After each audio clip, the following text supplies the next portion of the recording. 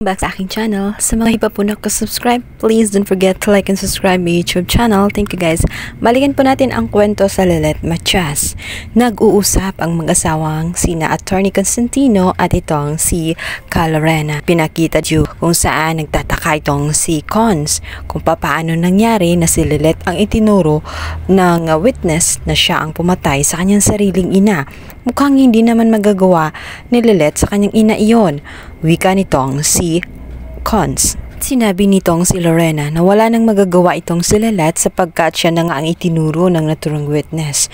Samantalang sila ay nag-uusap, papalapit naman itong si Ino na nagtataka at nakita nga ang video kung saan nag-aaway ang magkapatid sa broadcast live. Kaya nagtatanong itong si Ino, ano ang nangyayari kay Lelet at kay Ira? Magkapatid sila at bakit sila nag-aaway? Agad namang sumagot itong si Attorney Constantino kung saan kaya galit itong si Era dahil nga si Lelet ang naging suspect sa pagkamatay ni Meredith at itinuro nga ng witness na si Evelyn dahil nagpakita na ito sa kanila. Parating ang kanilang katulong at nagulat ito sa kanyang mga narinig. Kaya naman nabitawan niya ang daladala niyang snack dapat sa mag-asawa at ang baso ay nabasag na may laman na juice. Nagulat ang mag-asawa sa biglaan ngang pagkabasag ng baso. Ano ang ginagawa niya at ba't hindi siya nag-iingat? Nakakapagtaka na tanong ni Attorney Constantino at mas lalo pa silang nagtaka at nagulat. Dahil ang mukha nga ng katulong ay tela takot at takot na parang may kinakatakutan or may nakakita ng aswang. Umiwas ang katulong at sinabi niya na okay lamang siya at wala namang naging problema. Nadulas lang daw talaga ang baso na kanyang daladala. Ang hindi alam ng itong si Attorney Constantino ay may nalalaman ang katulong. Ito nga si Tess. Sapagkat nakita niya nung gabi na napatay nga itong si Mer, hating gabi din nang dumating itong si Lorena at itong si Ino kung saan ang mga kamay ni Ino ay duguan. Kaya't malakas ang kutob nitong si Tess na kanilang katulong na si Ino ang pumatay kay Mer. Lalo pa nung isang araw lamang at nakita niya na nag-uusap ang mag-ina. Sinabi nito Lorena kung saan itong si Ino inamin ang lahat-lahat na siya ang may dahilan at sinabi nito na hindi talaga niya gusto na mamatay itong si Bear, ngunit wala na nga siyang option, pinapangalagaan niya ang kanyang future at malaki ang takot niya sa kanyang amang si Attorney Constantino at ayaw din niya na maungkat ang kaso niya kay Trixie dahil alam nga niya na guilty siya at napagtakpan lamang ni Lelet na ipinalo ni Lelet, ngunit ang totoo talaga ay may kasalanan na itong si Ino. Nirip niya talaga itong si Trixie.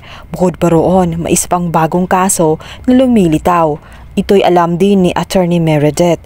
Ito nga ay ang tungkol kay Seren kung saan binubuli nga niya at pinagsasamantalahan ng ilang beses. Tinatakot gamit ang skandal na ginawa nilang dalawa. Pit kasi ang hangarin nitong si Meredith na gagawin niya ang lahat nang sa ganon ma-resolve ang kaso nitong si Seren. Alam nito na umatras lamang ang babae dahil sa tinakot ito ni Ino. At naisip ni Meredith na kailangan niyang tulungan si Seren at kailangan maputol ang kahibangan nitong si Ino kung saan ang mga babae ay sinasaktan niya at marami na siyang nabiktima. Kailangan putulin na ang kanyang pag-uugali at hindi po pwede na palagi na lamang siyang pagtatakpan ng kanyang inang si Lorena dahil para itong nagpapalaki ng isang ahas. Ang patay na itong si Meredith, sa pag-aakala nga nila ay hindi mauungkat ang baho nitong si Ino ay hindi pa rin yun mangyayari sapagkat ang magkapatid na itong si Lelet at itong si Era ay hindi titigil hanggat hindi malaman kung ano talaga ang totoong nangyari.